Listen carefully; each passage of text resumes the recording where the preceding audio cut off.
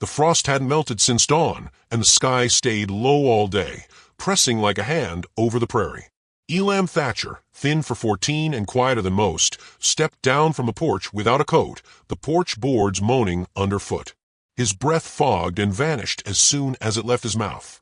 In his arms, he carried the patchwork blanket stitched by his grandmother, a worn, sun-faded thing with one corner torn where the dog had chewed. He didn't tell anyone where he was going. The barn sat at the edge of their land, where the fence leaned tiredly, and the weeds had long since taken hold. Crows clustered there watching. The air smelled of cold hay and old blood from butchering season. He heard nothing at first, just wind threading through the slats like fingers feeling their way. Then the sound came again. Soft. Not animal. Not wind. He rounded the barn slow, boots crunching frost. And there she was. A woman. Lying half-curled beside the fence, her legs awkward, bare feet pale and cracked, the soles cut open like paper. She wore a buckskin dress, once beautiful, now soaked through. Her dark braid was matted and streaked with blood. Her chest rose so faintly it might have been memory.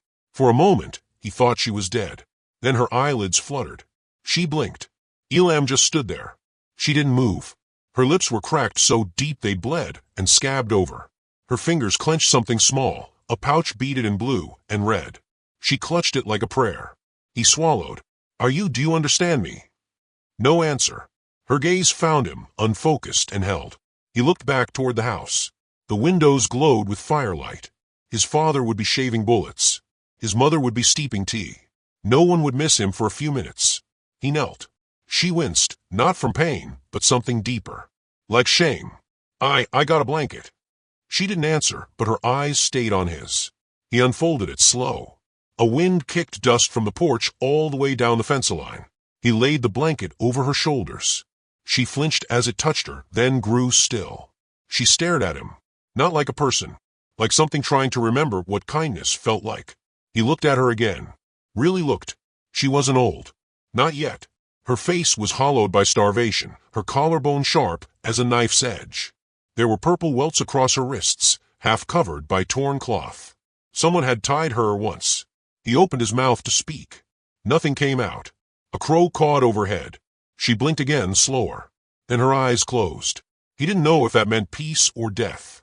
The wind picked up, colder now, whispering secrets he didn't understand. He backed away, stood, and returned to the house like a boy waking from dream. That night, supper was quiet. His father cleaned the rifle twice, muttering about tracks too close to the west ridge. His mother kept her gaze on the stove. Elam didn't speak, but he kept glancing at the door, as if he'd left something outside. He dreamt of breathing that came in gasps, of blue beads scattered across snow. At first light, he returned. She was still there. Alive. Barely. The blanket steamed slightly, damp from her breath. She hadn't moved much, but the pouch had shifted closer to her chest. He brought her water in a tin cup and half a biscuit he'd hidden in his sleeve. She drank slow, blinking hard with every swallow. He whispered, "You got a name?" She didn't answer. But this time, her eyes didn't wander. They fixed on him. She pointed to her chest. "Tubunai." Her voice was cracked bone and smoke. He tried to say it back. Tubu. Tubunai. A ghost of a smile. Then she coughed, and blood darkened the blanket. "Don't die," he muttered. She looked past him toward the barn. He helped her up. Inside, it smelled like horses and silence. Dust danced in beams of morning light. He made her a bed of straw in the back stall and covered her again.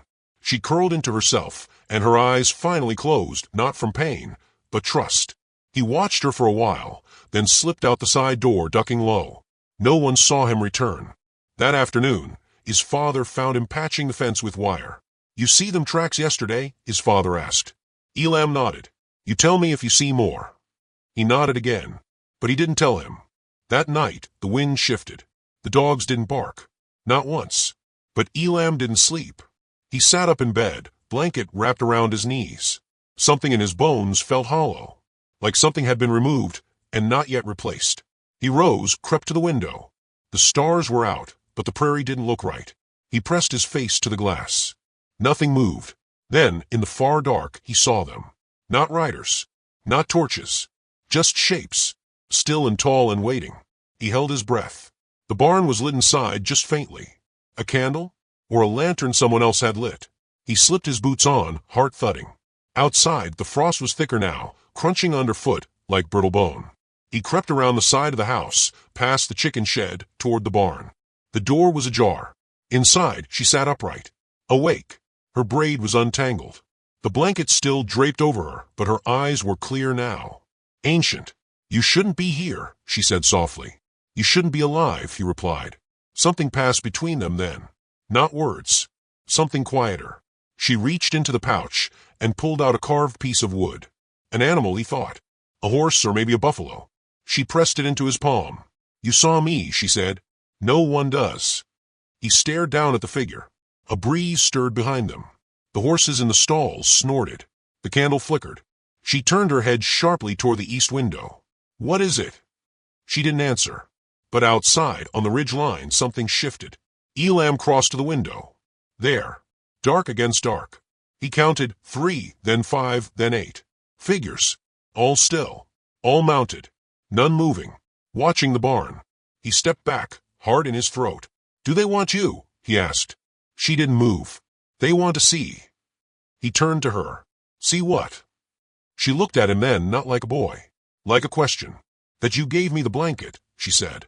He swallowed. I just did what felt right. That's what they're afraid of. He didn't know who she meant. Not yet. But he would.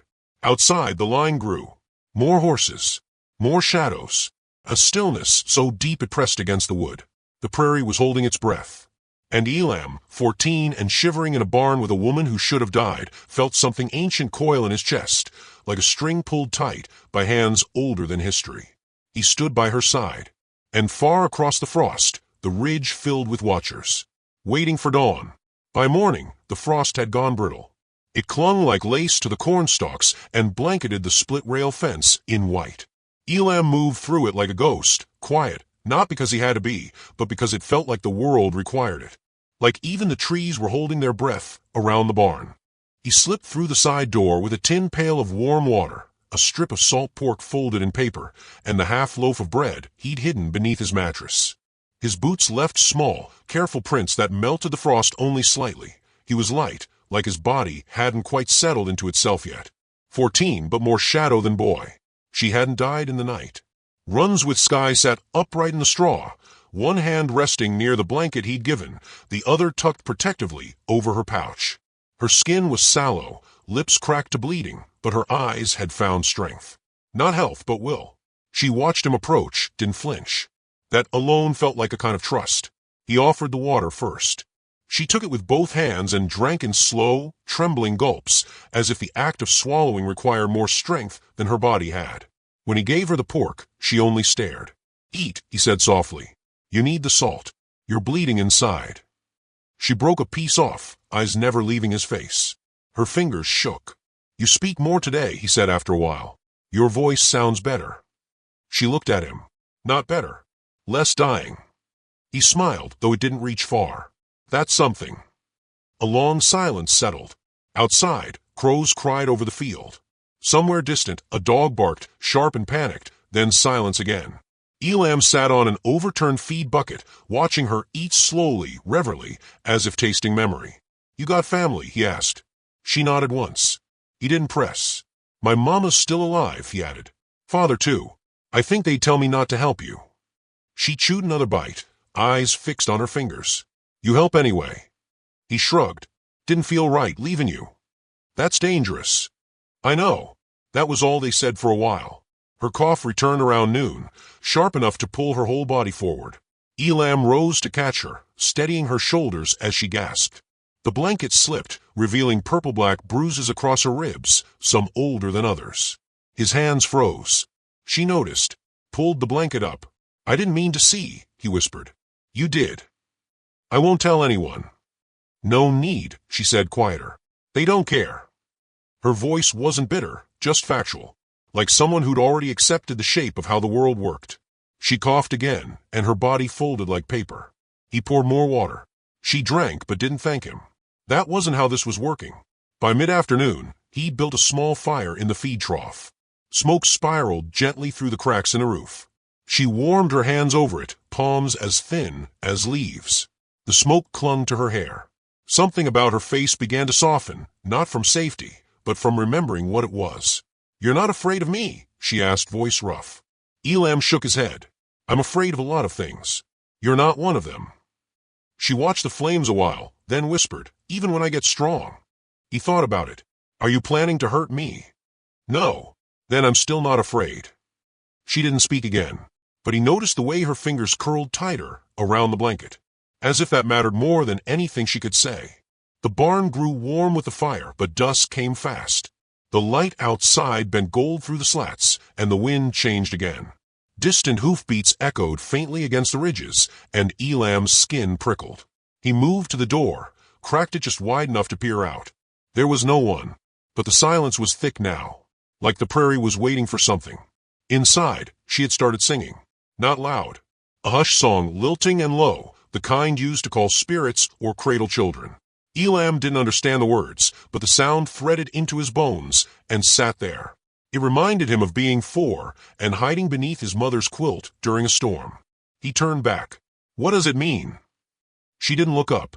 "It's for the dead. And the lost." "You're not dead." She paused, then maybe just lost. He sat beside her. The fire hissed once. "You said your name yesterday. Tubanai. What does it mean?" Her eyes gleamed in the firelight. "It means she who walks where sky breaks." "That's pretty." "It was my grandmother's name." Elam nodded. He didn't know what to say after that. The sound of her voice lingered long after the singing stopped. Night fell heavy, stars sharp as nails overhead.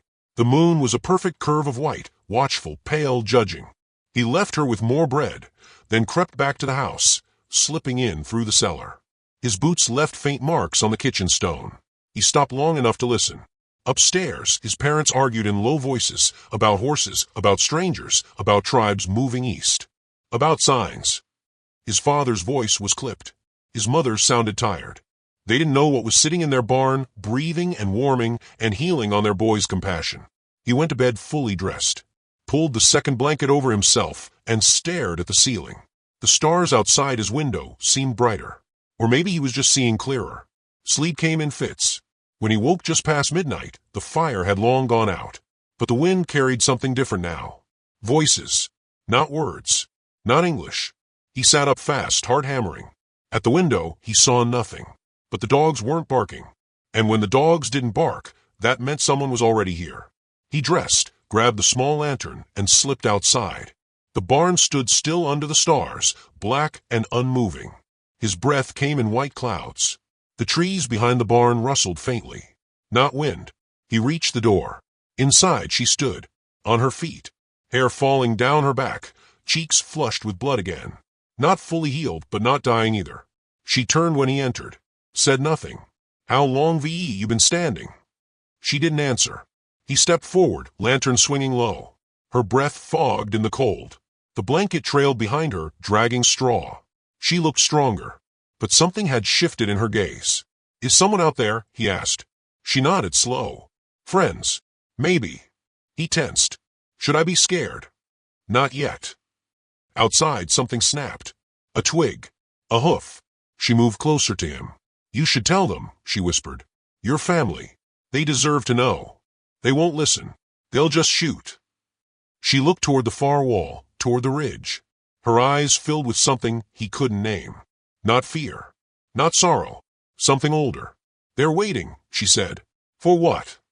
She turned to him fully now. "To see if you're like them." "I'm not." "You gave me your blanket." He swallowed. "You looked cold." "That's not what they saw." She stepped toward the barn door. "Elam," she said softly. He blinked. "How do you know my name?" She didn't smile. "You told it in your silence." And then she opened the door. And outside, on the hill, under the cold fire of stars, the ridge was full.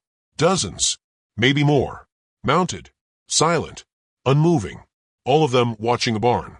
At sunrise, the wind bent the grass flat, and the ridge above the Thatcher homestead stood dark with horses. They made no sound. No war cries. No drums. Not even a banner. Just figures still as stone, outlined by a morning sun too pale to warm. Elam stood behind the barn door, his heart tapping like rain on a tin roof. His breath fogged the air in front of him as he counted. First 10, then 20, then too many to keep track of.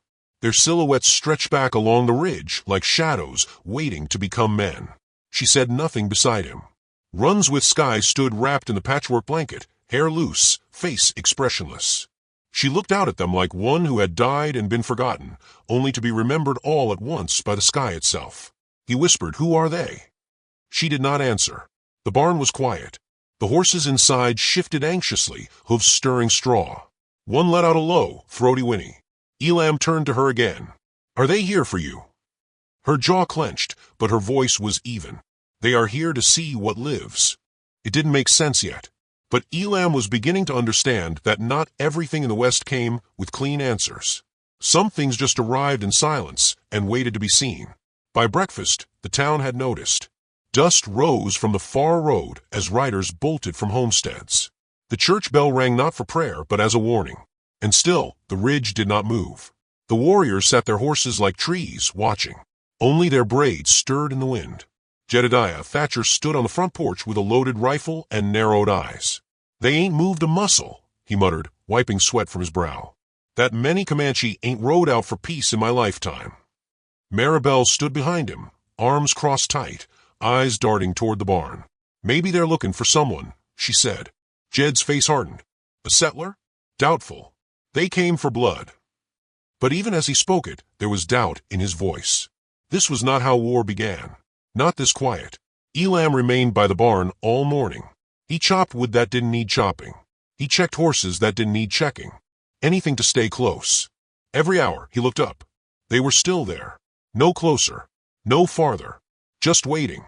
By mid-morning, a single figure detached from the line and began to ride down the ridge, slow as molasses, without haste or fear. His horse was pale and scarred. The rider wore no war paint, only a weathered buffalo hide cloak.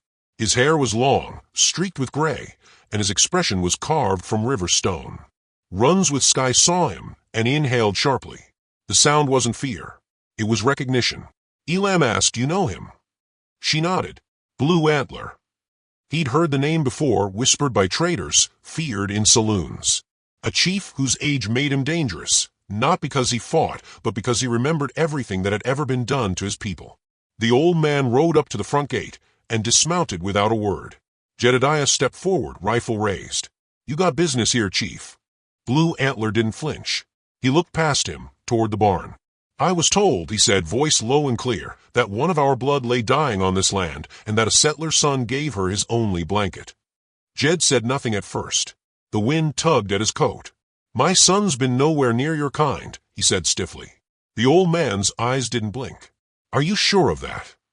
Maribel stepped forward. "If he did it out of pity." Blue Antler turned to her. It wasn't pity. It was honor. A silence fell heavy between them. From the barn shadow, Elam watched the moment swell. Blue Antler finally said, "We ask only to see her." Jedediah didn't lower the rifle. "And if we say no?" The chief didn't threaten. He simply looked up the ridge. Elam followed his gaze. Hundreds of warriors sat waiting. Blue Antler turned back. "We are not here for war. Not unless war is given to us." Elam stepped forward. He left the barn quietly, hands open, walking slow as the sun. His boots crunched dry earth with each step. Runs with Sky stayed behind. Watching, Elam stopped between his father and the old chief. Jed's voice hissed, "Get back in the house, boy." But Elam didn't move. He turned to Blue Antler. "She's alive. Barely, but I gave her the blanket." Jed's face went red. "Elam." "She was gonna die," he said louder now. "And she didn't. Not yet." Blue Antler looked at him long and slow. "What made you help her?" Elam's voice trembled, because she looked like someone who'd been seen last by wolves. The chief nodded once. That seemed enough. Jedediah stepped back, uncertain now. Blue Antler did not smile, but his voice softened. "You were not born into this land, but you belong to it more than some who think they own it." Elam swallowed hard. "I didn't want to start anything." The chief raised a hand. "You started peace." Then, to everyone's surprise, he stepped away from his horse and knelt. Slow, deliberate, and high above on the ridge, The other warriors dismounted. One by one, in silence, hundreds of Comanche bent to their knees. The sound of it, the faint shuffle of boots and bone and prayer, rolled like thunder down the valley. Jedediah lowered his rifle. His hands shook. Maribel's eyes filled. Elam just stood there, breath caught. Then Runs with Sky stepped forward. Out of the barn. Slowly. Her body was wrapped in the patched settler blanket, her face still gaunt, her legs trembling. But she walked alone, toward the kneeling men, toward Blue Antler. And she fell, not from weakness, but into his arms. He caught her, held her for a long moment, then stood, lifting her with ease, and turned back to the line. He didn't speak again. He didn't need to. Runs with Sky had come home. And yet, she did not leave. Not yet. She turned her face once more toward Elam. And in that quiet second, as the wind whipped her hair and the blanket danced behind her, she smiled. Soft, almost unseen. But it rooted itself in Elam like a tree. Blue Antler turned his horse, and slowly the entire ridge began to move. Silent, graceful. Hundreds of horses turning back into the horizon. By dusk, the land was empty again. But Elam knew something had changed. Inside the barn, a single carved animal had been left in the straw. Not the one she carried. A new one. An eagle. Its wings spread wide. He picked it up, hands trembling. The weight of it was small, but something in it felt eternal. Snow came 2 days after the riders vanished. Not a storm, not yet, just a dusting, quiet and steady, turning the prairie silver under a pewter sky. The wind had changed direction again, and with it, something in the house shifted too. Jedediah spoke less. Maribel stirred the stew longer than needed. Even the dogs barked with less bite. Elam hadn't spoken of what he saw. Not the kneeling warriors, not the wooden eagle, not the way she had smiled before turning. That was his, and it glowed inside him like a lantern kept under a blanket.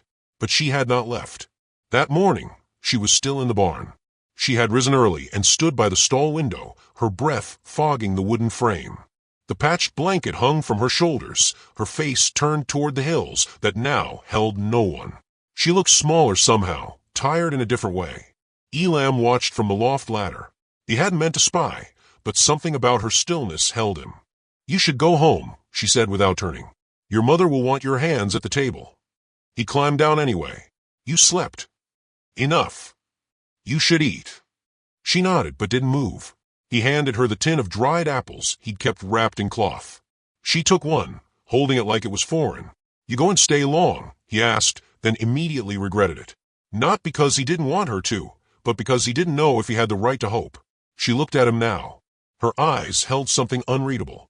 "I shouldn't have stayed at all." He shifted. "They came for you." "No, they came for what I might have been." "You were theirs." She shook her head. "I was a burden. Dead weight they thought gone. I don't belong to anyone now." "You do," he said before thinking. "Here." Silence bloomed between them. She returned her gaze to the snowy field. "Your kindness is too large for your frame, Elam." He flushed. "It's just a blanket." "No," she said. "It was the first warmth I'd felt in months." He didn't know what to say to that, so he said nothing. Later, she swept the barn floor. It wasn't expected. She didn't ask permission. She just did it. And when Maribel came with a bucket of soup, the woman took it without thanks, but not without grace. That night, Elam's father said little. He stirred the fire and looked out the window long, as if waiting for someone who hadn't arrived. "She'll leave soon," he muttered, though no one had asked. Maribel nodded, not looking up. "Let her choose when." "She don't belong here." "No one does, Jed. Not really." And with that, the conversation ended.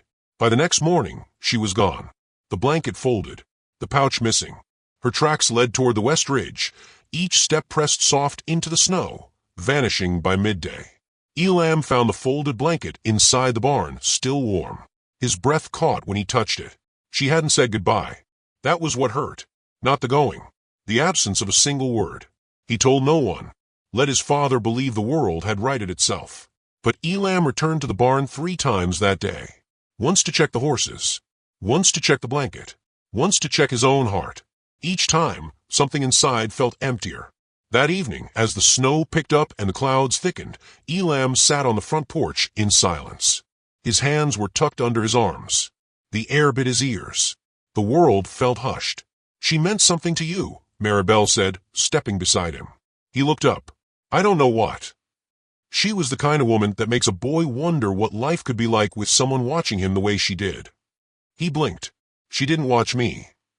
She did, but softly, like someone seeing a memory too fragile to touch. He didn't answer. She'll remember you, Elam. That's more than most folk ever get. That night, he dreamed of smoke curling through tall trees, of a river running red, of a voice singing words he didn't understand. He woke before dawn, and when he opened the barn door the next morning, she was there. Curled on the straw again, face pale, shoulders shaking with a fever that hadn't been there before. He ran to her side, panic catching in his throat. Her skin burned. I didn't mean to come back, she rasped. But the cold. He covered her with the blanket and yelled for his mother.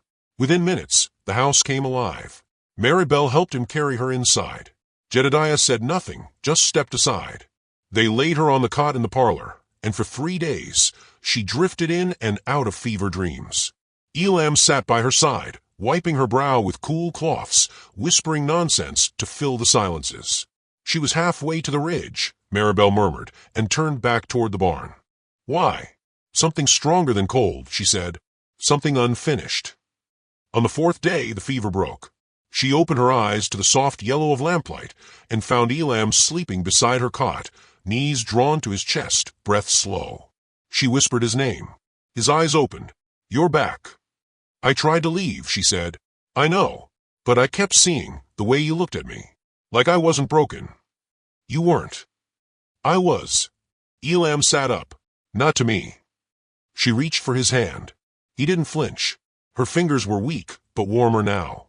You shouldn't have followed me. I didn't, he said. I waited. Her breath caught. Why? She asked. He shrugged. Because sometimes people don't know they're allowed to stay. She said nothing. Maribel brought broth and set it gently on the table. She didn't interrupt, just touched the woman's shoulder and left the room. Outside, the snow had deepened. The world had grown white and soft, like a wound wrapped in cotton. You shouldn't come back, Jed said that evening, standing by the window. But I'm glad you did. Runswith Sky looked at him, surprised. You remind me of a woman I knew, he said. One who didn't flinch when the world turned cruel. She didn't answer. He nodded once and left. That night, Elam helped her sit by the fire. She watched the flames dance like stories told without words. Her eyes followed each flicker. I thought I had no place, she whispered. But I think I had just never been invited. Elam looked at her. You were never not welcome. No one ever told me that before. I'm telling you now. She turned to him. Do you know what they called me when I was little? He shook his head. Little sky ghost, she said. I used to wander off. Said the clouds whispered things to me. Do they still? Not as much. Maybe they're waiting for you to listen again. She smiled faintly. Maybe. The fire popped. And then, as the embers dimmed and the snow fell steady outside, she turned toward him, full. I think I need to leave again. He froze. Why? Because it's too much. Too much what? Being cared for. He said nothing. She leaned forward. I don't know how to be loved. I know how to survive. But love, it's loud. And soft. And it hurts. Elam stood. Then stay until it stops hurting. Tears welled in her eyes, unfallen. I can't promise that. You don't have to, he said. Just don't go before you're ready. She reached for his hand again. This time, she held it longer. The snowstorm built through the night. By morning, the drifts came up to the windows. The house became a cocoon, 3 souls moving around each other with quiet grace. For the first time, she laughed. Just once. At a story Maribel told about Elam stealing jam as a toddler. And for the first time, Elam's father looked at her and didn't look away. Later that afternoon, she stood at the edge of the porch, blanket wrapped around her, eyes toward the now empty hills. She breathed deep. I was going to leave again today, she said. Elam stood beside her. Why didn't you? She looked up at him. Because I remembered your voice when you said my name. He nodded, swallowing the lump in his throat. The snow stopped just before sunset, and across the plain, far and faint, a single rider appeared. Dark against the white, riding slow, toward the barn. The rider came alone. No war paint, no torch, no banner. Just a dark figure riding slowly across snow that swallowed hoofbeats and hushed the world. Elam stood beside the porch rail, his breath clouding the air, hands curled against the cold. Behind him, Runs with Sky stepped out into the pale light, the quilted blanket around her shoulders and her hair loose against her back. Her eyes narrowed, not in fear, but in something deeper. Recognition, perhaps. Or resignation. Jedediah emerged from a house with a rifle under one arm, but he didn't raise it. The way the rider moved told them all he wasn't there for violence. The horse stopped just before the fence line, steam rising from its nostrils. The man dismounted. He wasn't young. Scars marked his cheeks. His coat was wolfskin, too fine to be settler-made. He had the look of someone who had ridden far, not in distance but in years. A man hunted by choices. He looked at Elam, then at the woman beside him. "Elam," Runs with Sky said quietly, her voice tighter than it had been since she arrived. "Go inside." He didn't move. The man stepped closer, his boots crunching snow. His gaze flicked toward Jedediah, who met it evenly. "I didn't come to fight." "Good," Jedediah said. "You wouldn't win." The man nodded, then turned to her again. "You left without finishing." "I wasn't yours to finish," she replied. "You vanished after the treaty." "I ran after the bruises." His jaw tensed. "That was not what I meant." "But it's what you did." Elam looked between them, breath shallow. He could feel the storm beneath the quiet. The barn door stood behind them, slightly ajar, and in that moment it felt less like a building and more like a witness. The man lowered his voice. "You were promised to me." Runs with Sky nodded. "By men who never asked if I agreed." "You wore the red necklace." "Because I was a child. Because I didn't know it meant I was owned. I never touched you in hate." "You touched me in expectation," she said, fire flickering under each word. "That's a slower kind of death." Jedediah shifted behind Elam. "This is settler land. You said your piece. Leave now." The man's hand twitched near his belt. Not for a weapon, but for the habit of reaching when cornered. He looked at Elam. "Is this the boy?" "I am," Elam said quietly. The man studied him. "You gave her a blanket." "I gave her warmth." The man's lip curled. "She belonged to us." Elam stepped forward. "No, she belonged to no one. And maybe that's why you lost her."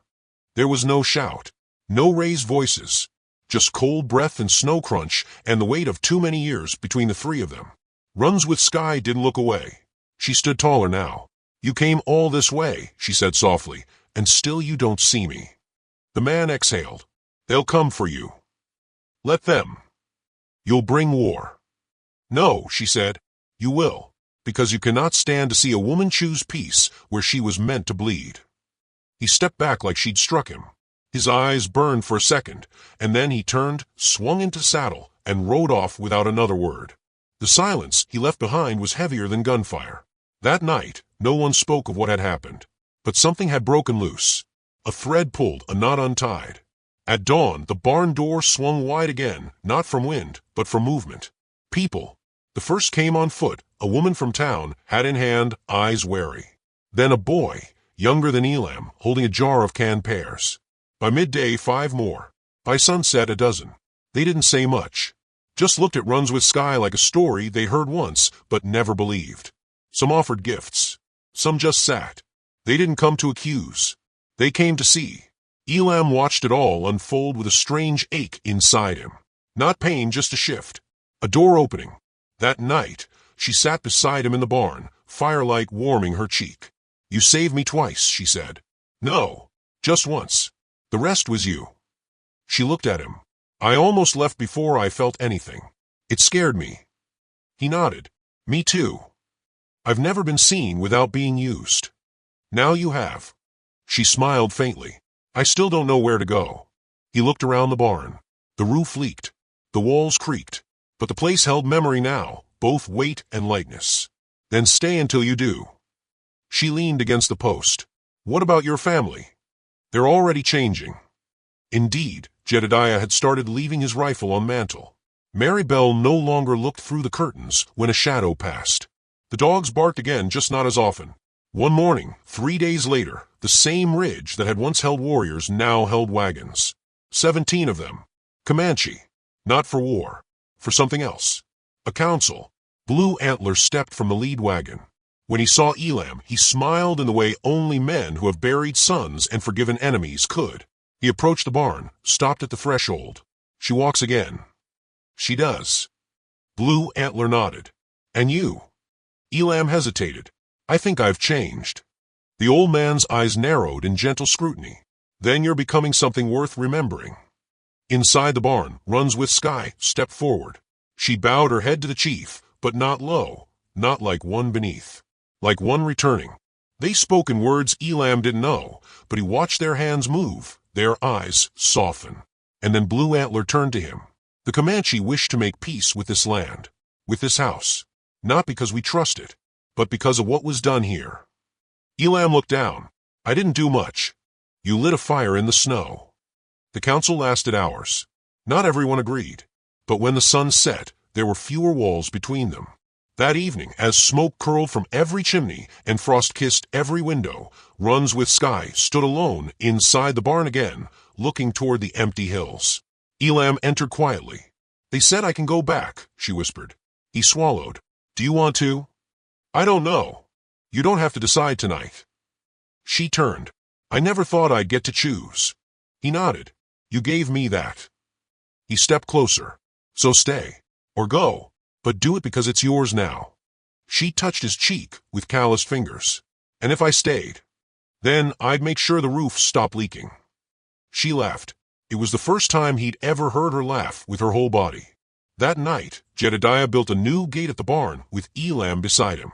Mary Bell sewed a second blanket. The world did not shift all at once, but inside that barn, something had settled into place. Not perfect, but right. When Elam rose before dawn the next morning, the wind was calm. The fire was still glowing, and beside it she sat, waiting, not to run, but to begin. A year later, the barn would be rebuilt in cedar. A plaque hung inside, where the wind paused to listen. But for now, it was just a boy, a woman, and the warm hush of something true. And far across the hills, where hooves had once threatened fire, only silence remained.